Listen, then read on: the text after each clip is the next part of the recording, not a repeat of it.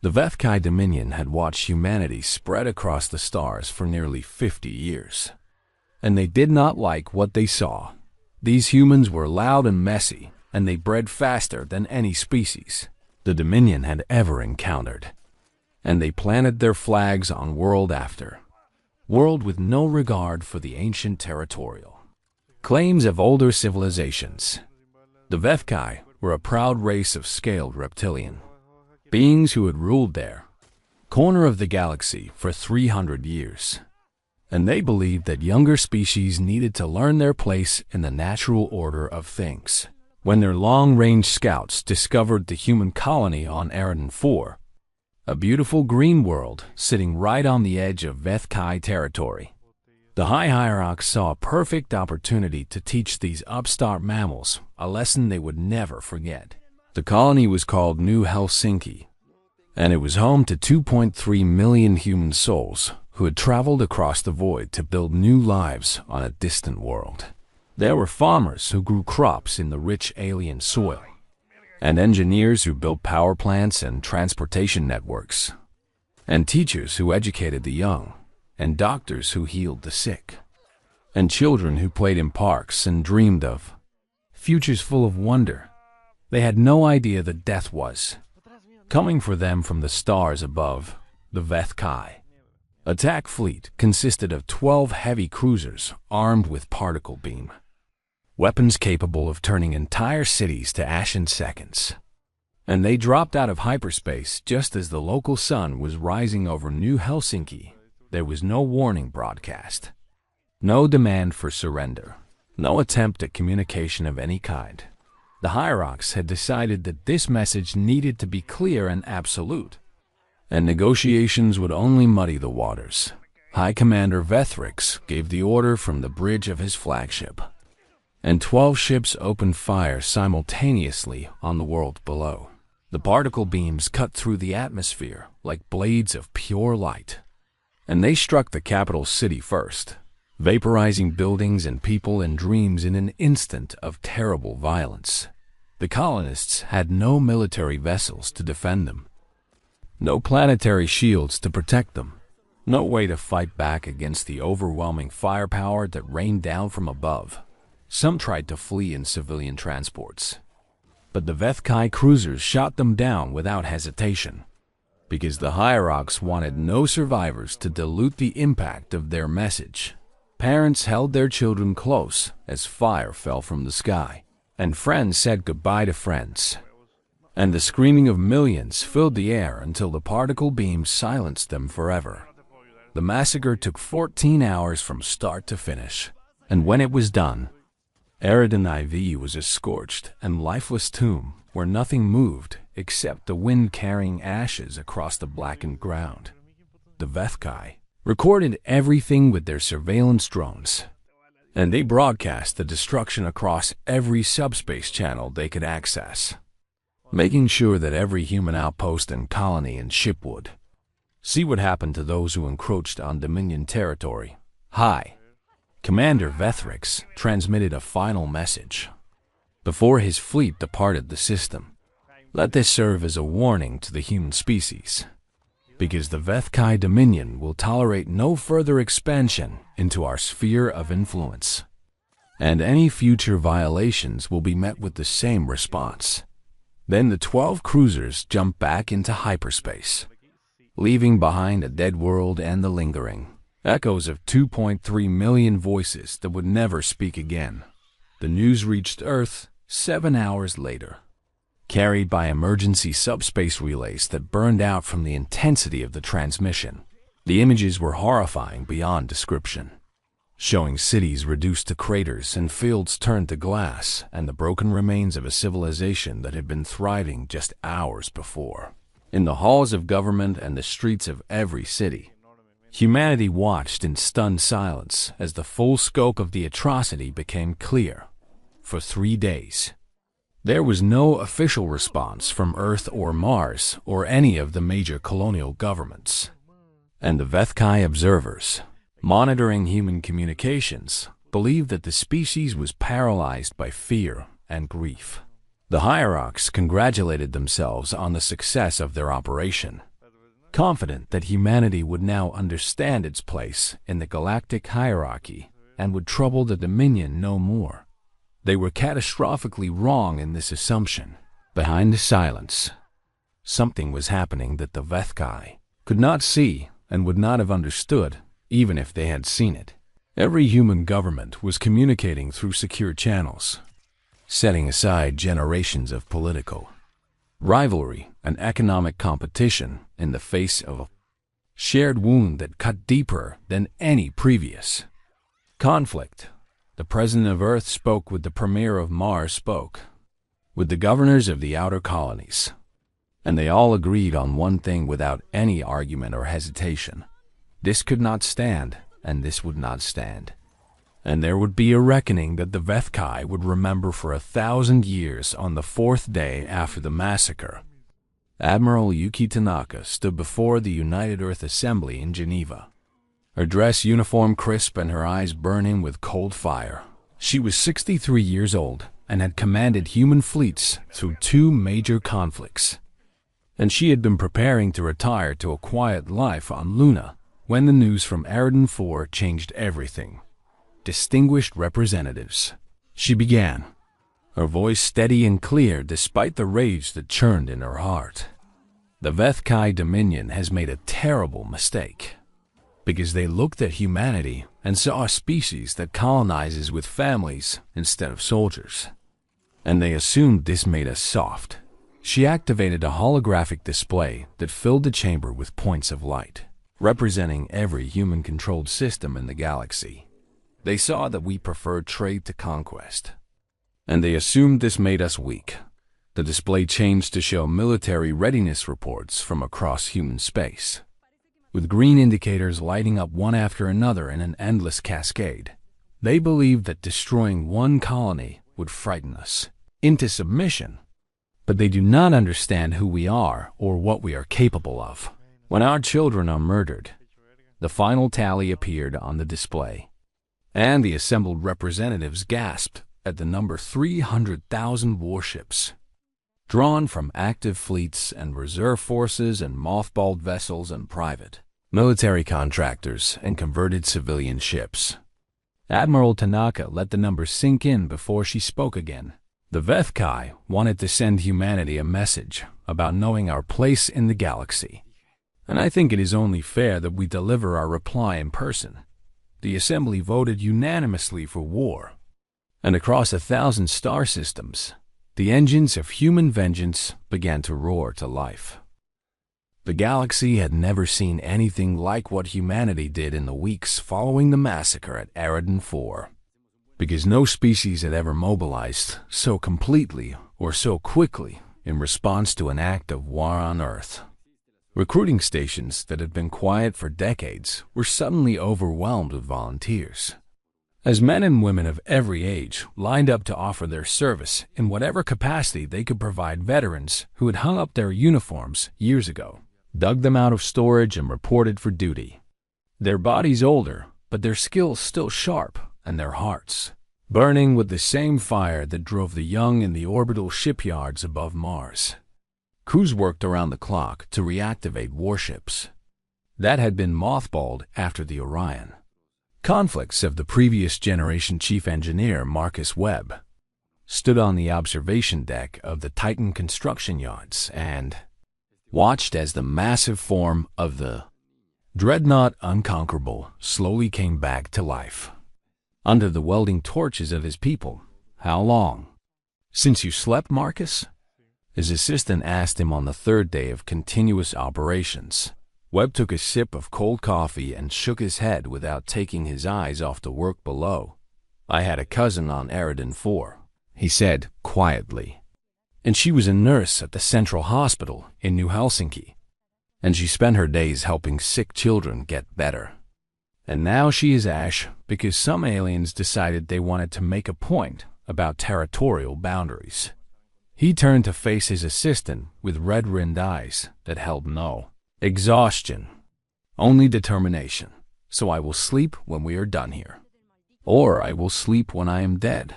Or better yet, I will sleep when they are dead. But I will not sleep before this ship is ready to carry our answer to those who murdered my family." This scene repeated itself across every shipyard and factory and military installation in human space, as billions of people set aside their normal lives to contribute to the war effort in whatever way they could. Factories that had been producing consumer goods switched overnight to manufacturing weapons and ammunition and armor. Plating mining operations in the asteroid belts doubled their output to feed the hungry furnaces of the shipyard. Scientists and engineers who had been working on peaceful research projects redirected their efforts toward improving weapon systems and defensive technologies. Corporations that usually competed fiercely against each other pooled their resources without hesitation, because profit margins meant nothing when human blood had been spilled. Even the criminal underworld contributed to the effort, with smugglers and pirates and other questionable characters offering their ships and their skills to the cause.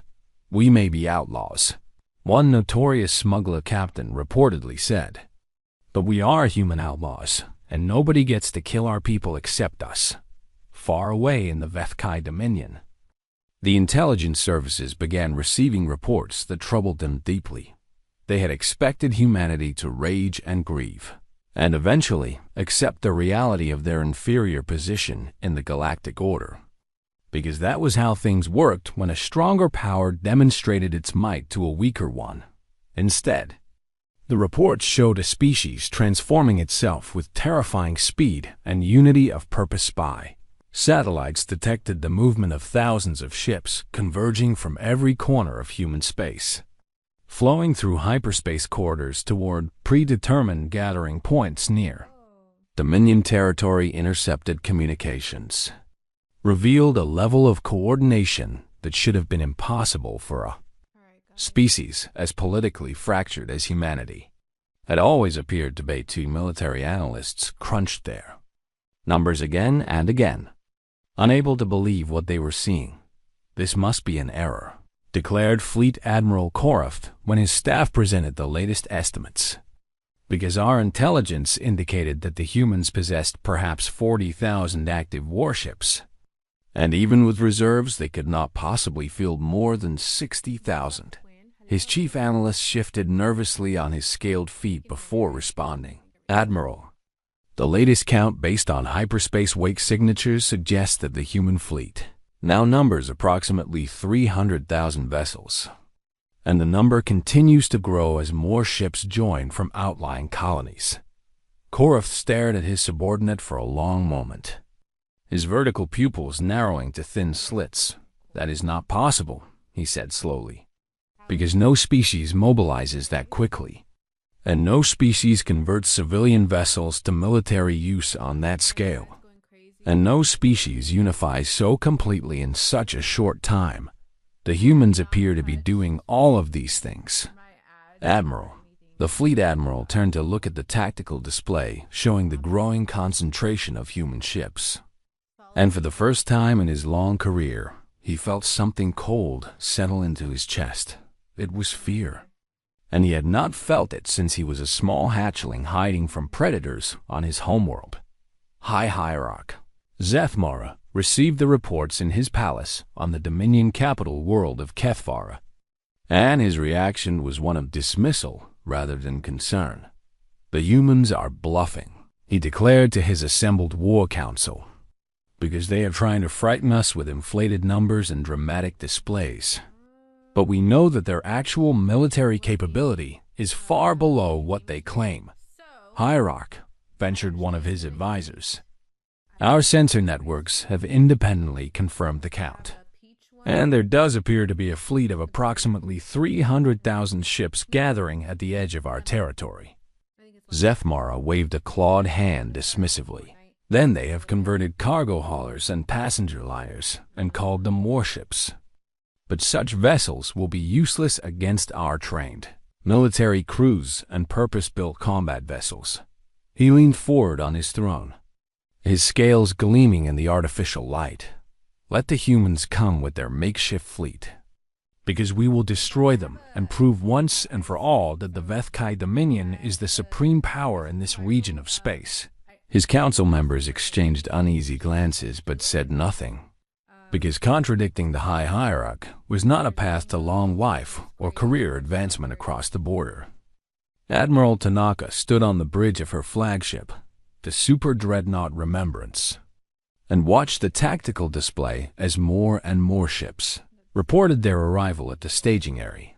300,000 vessels hung in the void around her, their running lights creating a field of stars that rivaled the galaxy itself. Each ship carried crew members who had volunteered for this mission, knowing that some of them would not return, but willing to pay that price for what had been done to their people. Tanaka thought about the 2.3 million dead on Eridan 4, and she thought about the children who had been practicing for school plays and the couples who had been planning weddings and the old people who had been looking forward to quiet retirement, all of them gone in 14 hours of fire and death, killed by an enemy who had not even bothered to learn their names.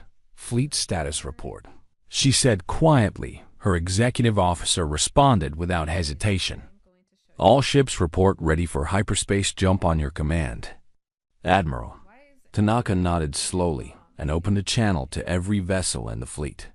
"This is Admiral Tanaka, and in 1 hour we will jump into Vethkai space to begin our response to the massacre at Eridan 4. And I want every one of you to remember why we are here and what we are fighting for." She paused for a moment to let her words sink in across 300,000 bridges and crew quarters and engine rooms. "We are here for the dead who cannot speak for themselves. And we are here to ensure that no one ever again makes the mistake of thinking humanity can be terrorized into submission. And we are here to deliver a message that will echo through galactic history for 1,000 years." Her voice hardened to steel. "The Vethkai wanted to teach us a lesson about our place in the galaxy, and now we are going to teach them a lesson about ours." The Vethkai Dominion had been fighting wars for 300 years. And in that time, they had developed a very specific understanding of how civilized species conducted armed conflict. Wars were political tools, meant to achieve specific objectives, and they involved professional armies meeting on battlefields. And they ended with negotiations and treaties and carefully calculated exchanges of territory or resources. A defeated enemy would recognize the superiority of the victor and accept reasonable terms for peace, because continuing to fight after the outcome was clear would be illogical and wasteful. This was how all the advanced species in the known galaxy conducted their affairs. And the Vethkai assumed that humanity would follow the same pattern.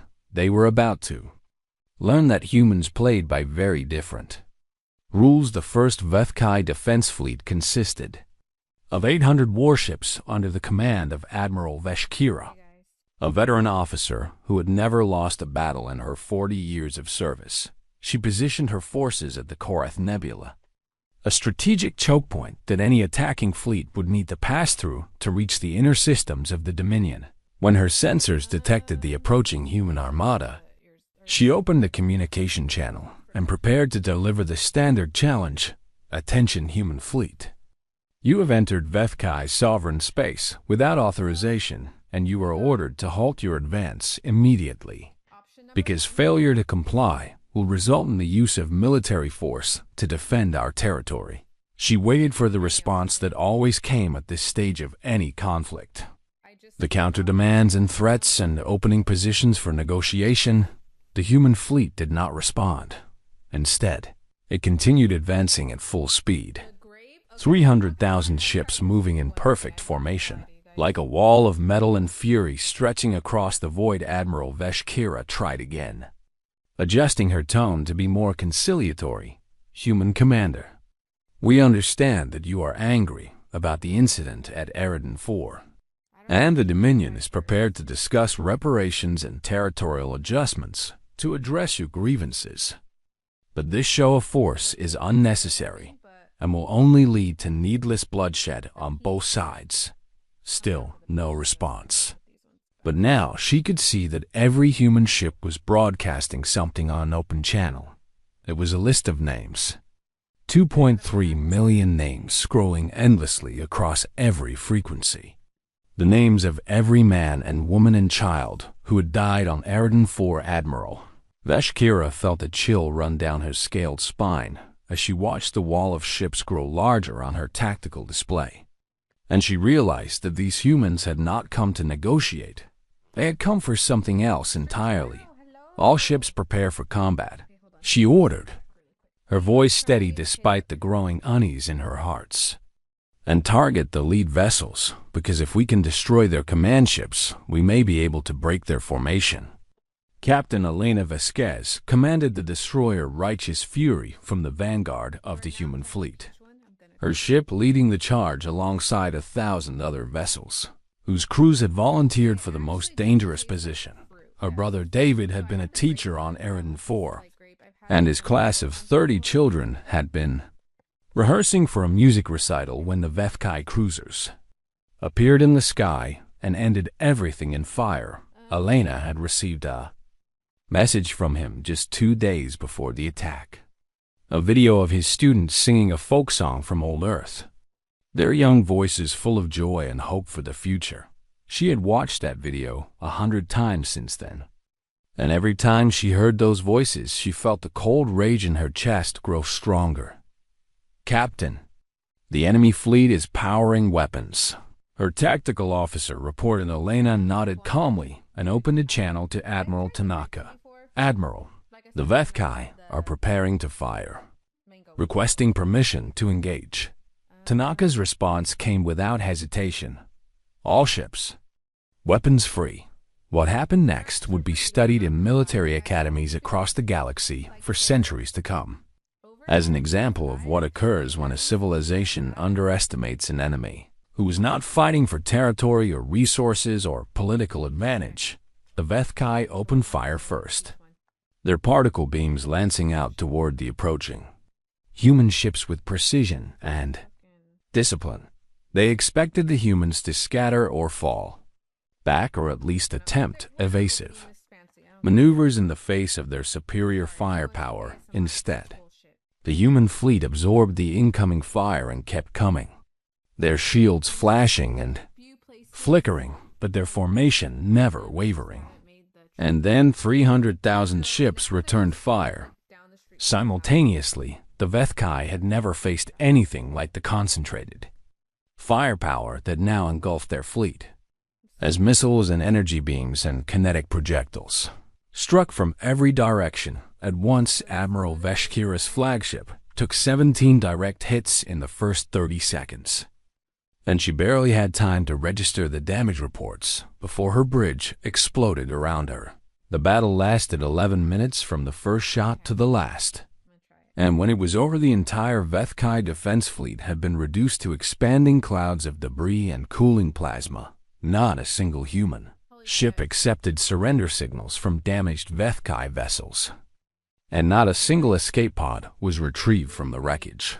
Captain Vasquez watched the destruction on her tactical display with no satisfaction, because destroying 800 ships could not bring back David or his students or anyone else who had died on Eridan IV. But it was a start across the Dominion. Word of the disaster at the Korath Nebula spread like wildfire through military and civilian channels alike. The population had been assured that the human threat was manageable, that their fleet would be turned back by the Dominion's superior forces.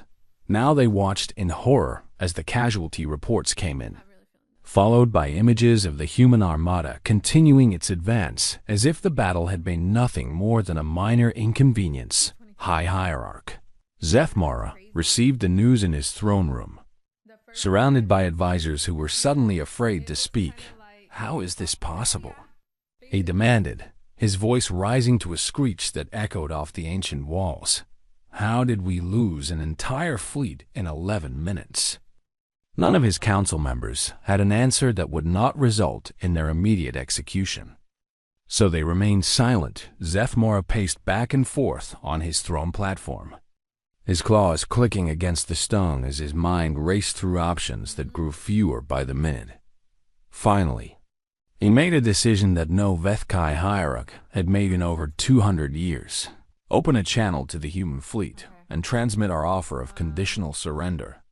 Because we will pay reparations for Eridan 4 and see border systems and agree to whatever terms they demand within reason. The transmission was sent, and the Dominion waited for the response that would end this nightmare. Admiral Tanaka read the surrender offer on her display and considered it for exactly 3 seconds before composing her reply. High Hierarch Zethmara, your forces offered no conditions to the people of Eridan 4 before you murdered them. And you showed no mercy to the children who screamed as your particle beams burned them alive. And now you ask us for reasonable terms? She paused to let her words sink in before delivering the verdict. We are simply returning the courtesy you showed to our people. And there will be no negotiations until we have delivered our full response to your actions. The channel closed, and the human fleet continued its advance into the heart of the Dominion. The human advance through Vethkai space was unlike anything the galactic community had ever witnessed.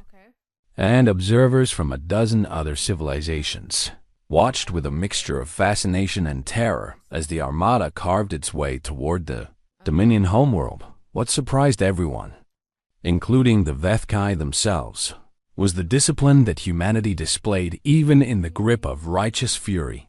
The fleet bypassed civilian populations completely, leaving agricultural worlds and residential colonies untouched as it moved past them toward military targets. Merchant vessels were scanned and released without harm, their crews trembling with relief as the wall of human warships passed them by like a storm that chose not to strike industrial facilities. Were destroyed only if they produced weapons or military equipment, while factories making consumer goods were left standing. This was not the indiscriminate slaughter that the Vethkai had expected based on their own understanding of how vengeance worked. One Dominion colony administrator who survived the human passage through his system later testified about his experience to galactic authorities.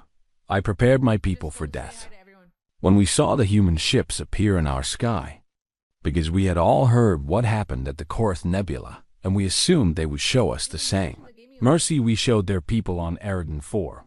He paused to collect himself before continuing.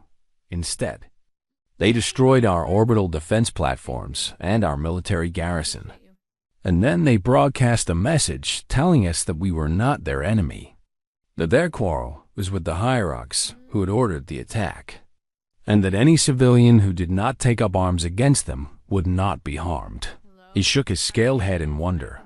I do not understand these humans, because they have every right to hate us, and yet they choose to distinguish between the guilty and the innocent, even when killing everyone would be easier. The Vethkai military threw everything they had at the advancing fleet, desperate to stop the humans before they reached the homeworld. 7 more defense fleets engaged the Armada at various points along its route, and 7 more defense fleets were annihilated with the same brutal efficiency that had characterized the Battle of Korath Nebula. Each time, the Vethkai commanders attempted to negotiate, and each time they received the same response: the names of the dead.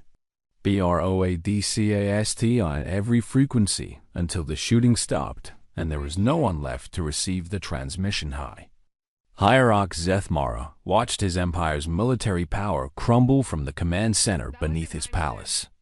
And for the first time in his long reign, he understood that he had made a terrible mistake. He had looked at humanity and seen a disorganized species that prioritized comfort over strength.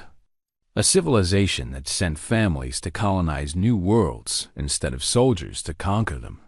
He had assumed that such a species would be easy to intimidate, that a single demonstration of overwhelming force would teach them to respect their betters. Instead, he had awakened something that he did not have a name for in his own language, something that transcended anger or hatred or the Desire for revenge. The humans were not fighting because they wanted to destroy the Vethkai, or because they wanted to conquer dominion, territory, or because they wanted to prove their superiority. They were fighting because their family had been hurt, and they would not stop until they had ensured that it could never happen again. Admiral Tanaka's fleet arrived at Kethvora, the Dominion homeworld, exactly 47 days after the destruction of Eridan IV. 300,000 ships took up positions around the planet, their weapons powered and ready, but not yet firing, forming a shell of steel and fury that blotted out the stars.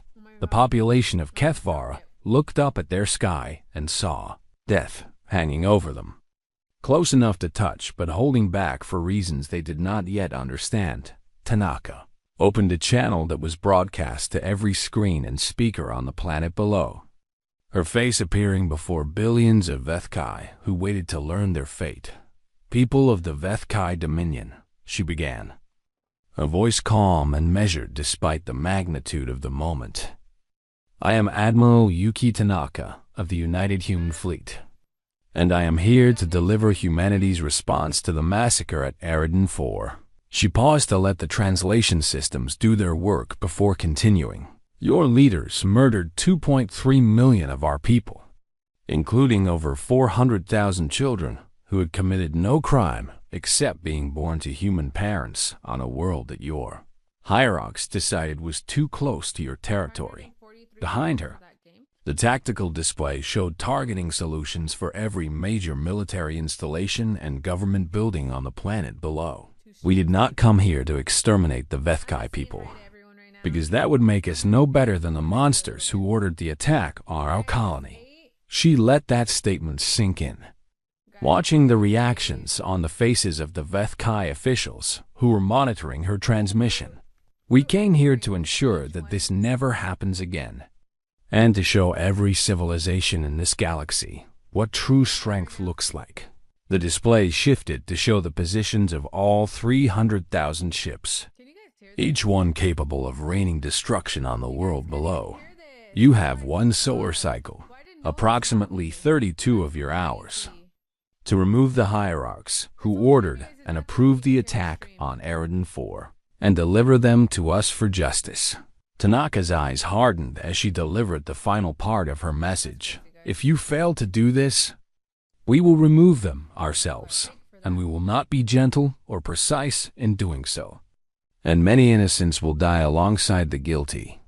The channel closed, and the clock began to count down. What happened next exceeded even Tanaka's expectations, because she had assumed that the Vethkai population would need most of the allotted time to organize resistance to their own government instead. The revolution began within hours of her broadcast generations of resentment against the hierarchs. Authoritarian rule combined with the terror of what the humans might do if their demands were not met. And the combination proved explosive military units that had been loyal to Zethmara for decades suddenly found themselves facing angry crowds demanding that the guilty be handed over to the humans' government. Officials who had supported the Eridan IV attack were dragged from their homes by their own neighbors, and former friend Jezeth Almer himself attempted to flee in a private transport, but his own palace guards turned on him before he could reach the landing pad. You brought this upon us, the guard captain said as he placed the high hierarch in restraints. And now you will answer for what you have done. 18 hours after Tanaka's ultimatum, a small fleet of Vethkai vessels approached the human lines carrying High Hierarch Zethmara and the 12 members of his war council who had approved the attack. They were transferred to human custody without incident, their scaled faces showing fear for the first time in their privileged lives. The trial was held on a neutral station in unclaimed space, broadcast across every communication network in the galaxy, so that all species could witness humanity's justice. Evidence was presented showing the deliberate targeting of civilian populations, the refusal to accept surrender, the intentional destruction of escape vehicles carrying families trying to flee. Defendants attempted to argue that they had been acting within their rights as a sovereign power defending their territory. But their arguments crumbled under the weight of the footage showing children being vaporized by particle beams. The verdict was unanimous across the panel of judges drawn from multiple species, and the sentence was carried out immediately. High Hierarch Zeth Mara and his war council were executed by firing squad. Their deaths broadcast on the same channels that had once carried their triumphant announcement of the Eridan IV massacre justice. When it came, was swift and final, and the galaxy watched and remembered. 1 year after the Battle of Kethvora, the human fleet began its withdrawal from Vethkai space, leaving behind a dominion that would never again threaten its neighbors. The provisional government that had replaced the hierarchs signed a treaty with humanity that included massive reparations to the families of Eridan IV victims, permanent demilitarization of the border region, and full cooperation with a galactic oversight committee to ensure that nothing like this could ever happen again. Some voices in the human government had called for harsher terms, for the complete dismantling of the Vethkai state or even the occupation of their territory for generations. To come, Admiral Tanaka argued against these proposals. In a speech that was broadcast across human space, we went to war because our children were murdered by those who saw us as inferior beings unworthy of basic dignity. And we fought until the guilty were brought to justice and the threat to our people was eliminated. She stood before the United Earth Assembly, her uniform bearing new medals that she had not asked for and did not want. But we did not go to war to become the thing we were fighting against. And we will not punish an entire species for the crimes of its leaders, because that would make us no better than the hierarchs who decided that 2.3 million innocent lives were an acceptable price for a political message. The Assembly voted to accept the treaty terms as negotiated, and the human fleet came home to heroes' welcomes on 1,000 worlds. But the celebration was muted, because everyone understood that victory had come at a terrible cost, and that no amount of justice could bring back the dead on the first anniversary of the massacre. A memorial was unveiled on the surface of Eridan IV itself, built on the scorched ground where New Helsinki had once stood. The structure was massive, a wall of black obsidian stretching for kilometers across the landscape, with the name of every victim carved into its surface in letters that would endure for millennia. Representatives came from across human space to attend the ceremony, along with delegations from dozens of alien civilizations who wanted to pay their respects and learn from what had happened. Admiral Tanaka, now retired from active service, was asked to deliver the dedication speech. She walked slowly to the podium, her steps heavy with the weight of memory, and looked out at the crowd of humans and aliens gathered before the great black wall. 1 year ago, she began, her voice carrying across the silent assembly. The Vethkai Dominion killed everyone who lived on this world, believing that the destruction of one colony would frighten humanity into submission.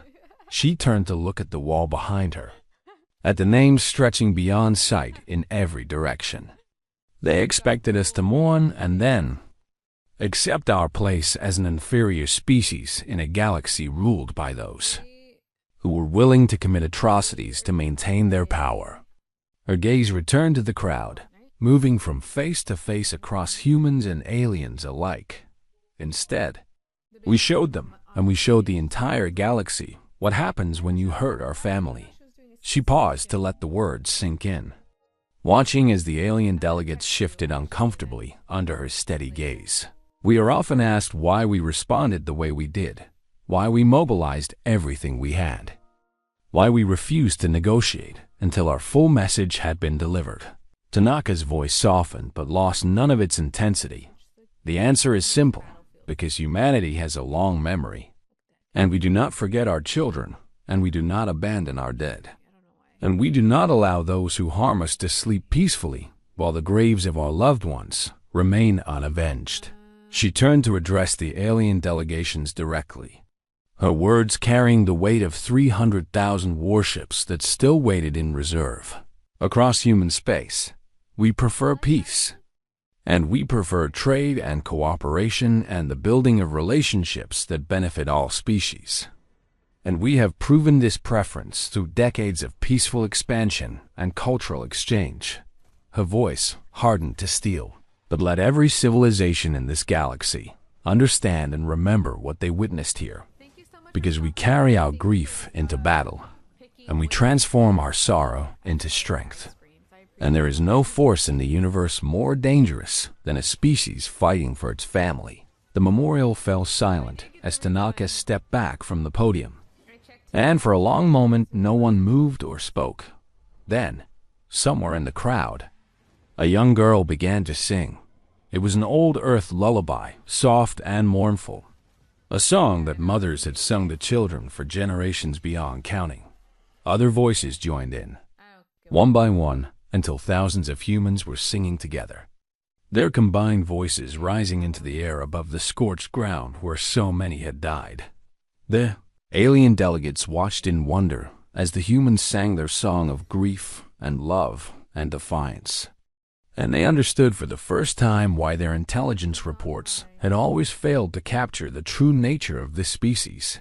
Humanity was not just a collection of individuals pursuing their own interests, but a family bound together by ties of blood and culture and shared history that transcended political boundaries and economic competition. And like any family, they would fight to protect their own with a ferocity that could not be calculated or predicted or defeated by superior numbers or technology. In the years that followed, the lesson of Eridan 4 was taught and retaught across the galaxy. In military academies and diplomatic training centers and schools for young people of every species, the Vethkai themselves became some of the most vocal advocates for peaceful coexistence. Their experience having taught them that the old ways of territorial expansion through force were no longer viable in a galaxy that contained humanity. New alliances formed between human space and dozens of other civilizations, built on mutual respect and the understanding that cooperation was more profitable than conflict. Trade routes expanded, cultural exchanges flourished, and a new era of galactic civilization began to take shape. But underneath all the progress and prosperity, everyone remembered what had happened when the Vethkai made the mistake of attacking a human colony. And everyone understood, without needing to be told, that some lessons should never need to be repeated. Admiral Yuki Tanaka died peacefully in her sleep at the age of 94, surrounded by her family on the same Luna colony where she had planned to retire. Before the war changed everything, her final words, recorded by her granddaughter and later shared with the galaxy, became the unofficial motto of human space for generations to come. Remember Eridan 4. Remember the dead. Remember what we are capable of when we fight together. And remember that we will always come for those who hurt our family. On the memorial wall that bore the names of 2.3 million souls, her name was added in a special section reserved for those who had answered the call and the galaxy remembered.